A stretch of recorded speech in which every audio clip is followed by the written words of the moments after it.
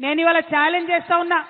కేసీఆర్ కాబట్టి, గట్టి గుండె కాబట్టి, ధైర్యం ఉంది కాబట్టి ఇటువంటి ప్రాజెక్ట్ని ఆయన ఆలోచన చేయగలిగిండు. ఈ కాంగ్రెస్ ప్రభుత్వం కనీసం కల కూడా కనలేదు అటువంటి ప్రాజెక్టు కట్టాలి తెలంగాణకని. ఆయన తెలంగాణ యోధుడు. నీళ్ల కోసం పుట్టినటువంటి ఉద్యమం కాబట్టి గోదావరి నదిలో నీళ్లు మన వాటా మనకు రాకపోతే తెలంగాణ ఎడారిగా మారుతుందనే విషయం కేసీఆర్ గారికి తెలుసు కాబట్టి ఇంత పెద్ద ప్రాజెక్టుకి ఆయన రూపకల్పన చేసిండు.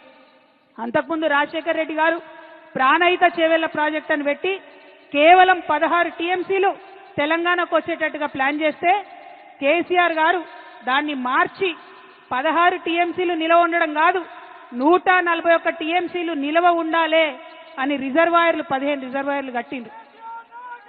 నా తెలంగాణ రైతు ఎన్నడూ కూడా మొగులకు ముఖం పెట్టి చూడొద్దు. వాన పడ్డా పడకపోయినా తెలంగాణ సస్యశ్యామలంగా ఉండాలని కట్టినటువంటి ప్రాజెక్టు కాళేశ్వరం ప్రాజెక్టు. మీ అందరికీ తెలుసు, ఆనాడు జలయజ్ఞం పేరుతో ధనయజ్ఞం చేస్తే మెగా కృష్ణారెడ్డి లాంటి వాళ్లకు 90% కాళేశ్వరం పనులు ఇచ్చిండ్రు. మనం తెలంగాణ తెచ్చుకున్న తర్వాత కంటిన్యూ చేసుకుంటూ పోయినాం, రీడిజైన్ చేసుకున్నాం ఆ ప్రాజెక్ట్ని.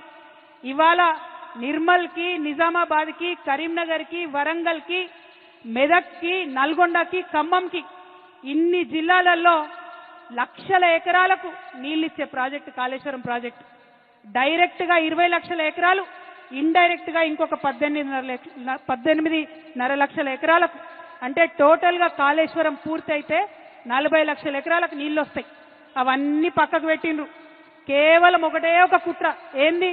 కేసీఆర్కు పేరు రావద్దు. రైతు బంధు ఇచ్చినందుకు కేసీఆర్ని గుండెల్లో పెట్టుకున్నారు రైతులు. వాళ్ళు మర్చిపోవాలి కేసీఆర్ని బద్నాం చేయాలి. అందుకోసం వేసినటువంటి కమిషన్ ఇది తప్పితే ఇంకొకటి కాదు.